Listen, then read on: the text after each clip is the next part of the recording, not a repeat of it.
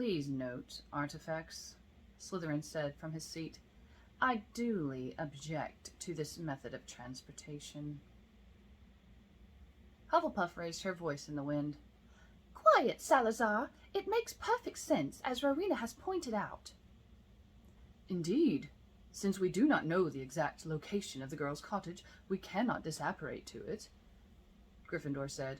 And brooms would be too conspicuous within the Muggle territories. We are trying to create a rather lower profile these days, after all. This method allows us to explore the wood while remaining incognito, as it were. It is a pumpkin, Slytherin declared carefully.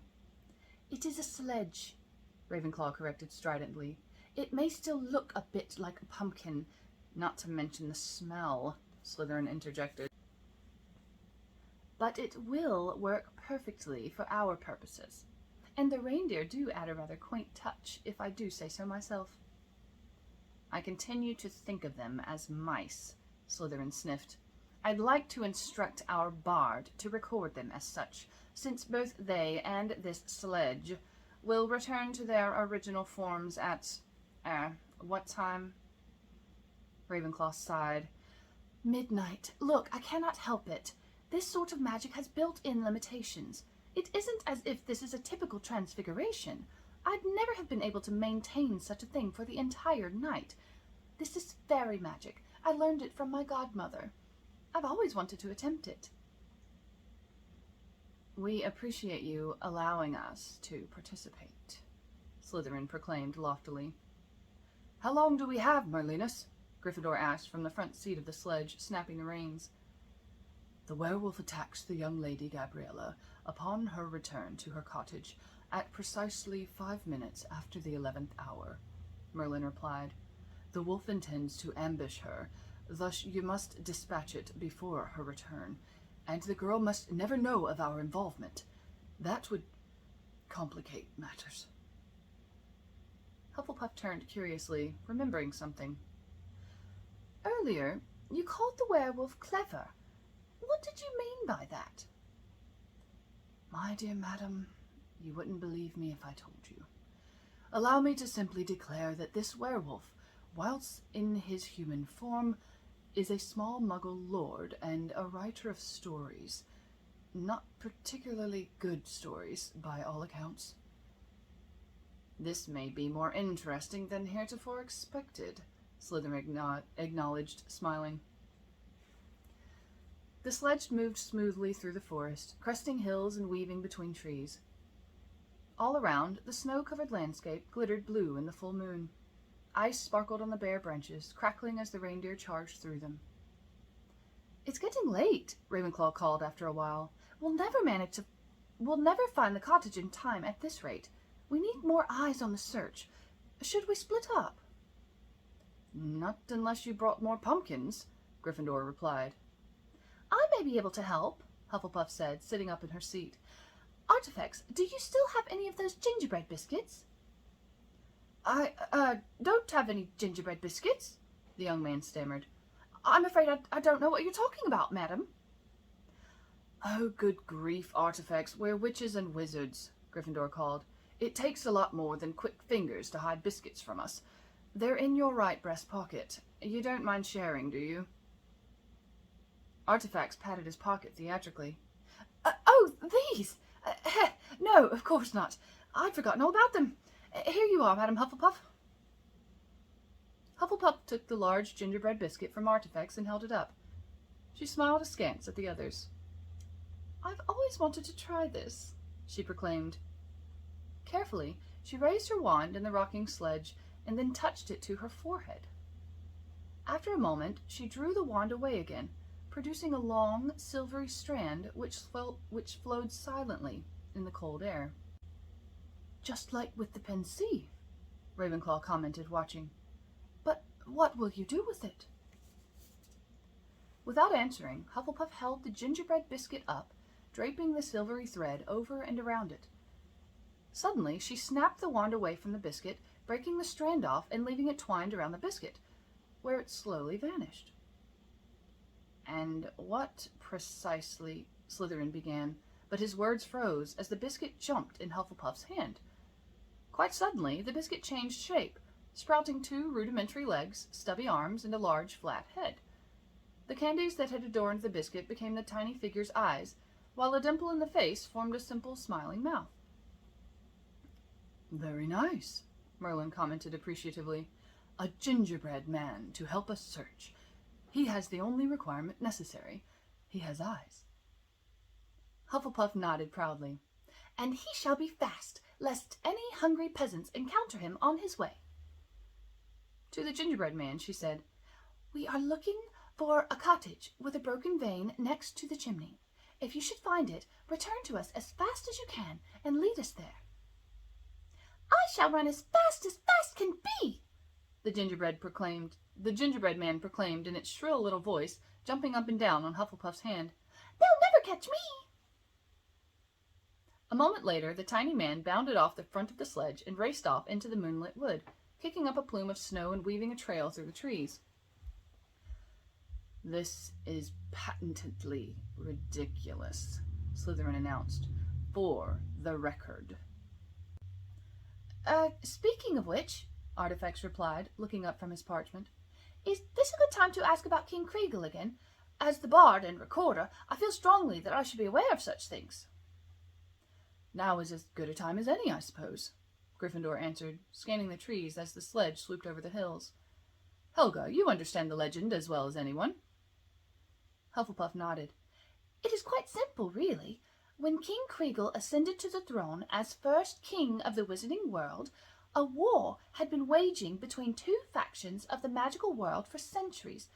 On one side was Goblinkind, whom you know. On the other was Elfinkind, whom you do not, since they are long gone from our world. The source of their enmity was long forgotten, but the essential seed of their conflict was always before them. They were too similar to accept each other's differences, but too different to appreciate each other's similarities. The elves were a very wise race, tiny and cunning, but most importantly, they were time weavers.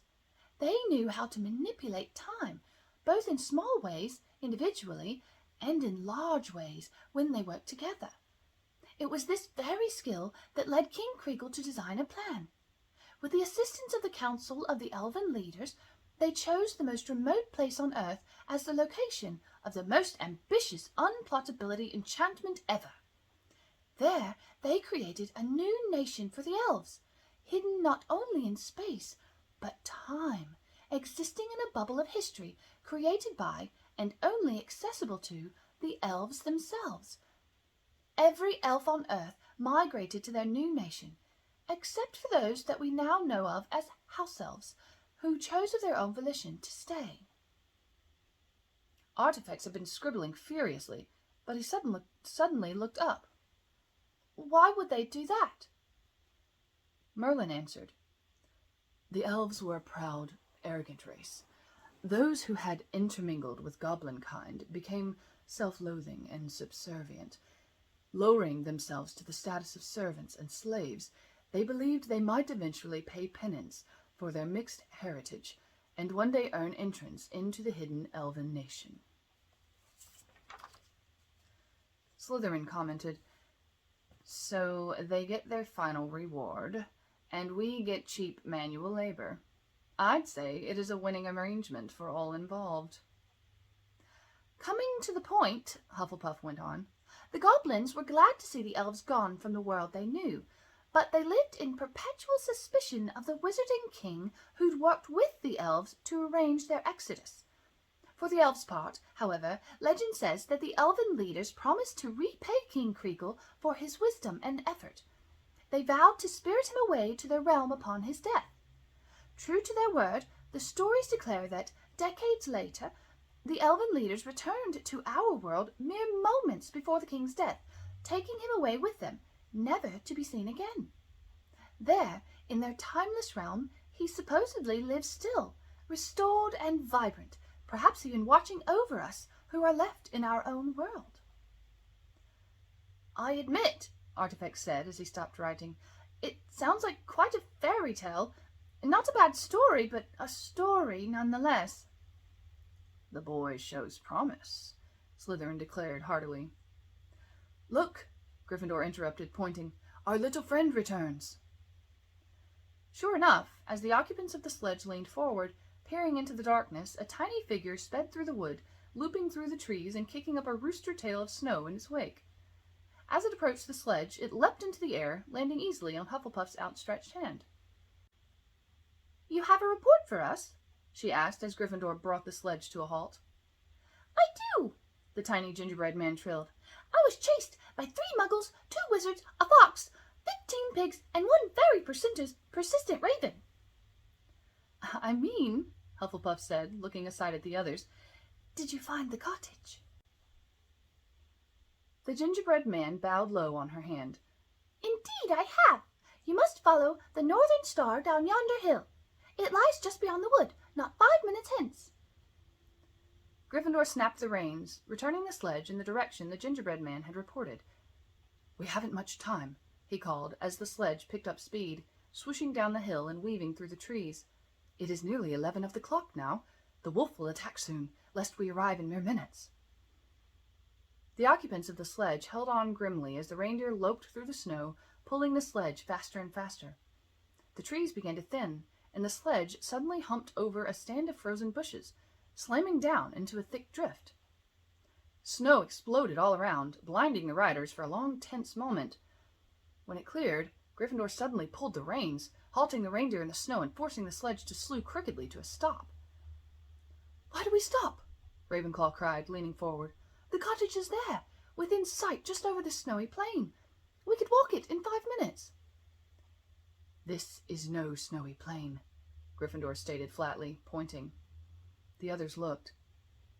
"Ah, yes," Slytherin said, settling back into his seat. "It is a frozen lake. How perfectly disappointing. It shall never support our weight." "It supported me with nary a problem," the gingerbread man said from where it stood on Hufflepuff's hand. Ravenclaw stirred anxiously in her seat. "Do we have time to go round?" "I think not," Gryffindor said gravely. "Turn your gaze to the east. Do you see?"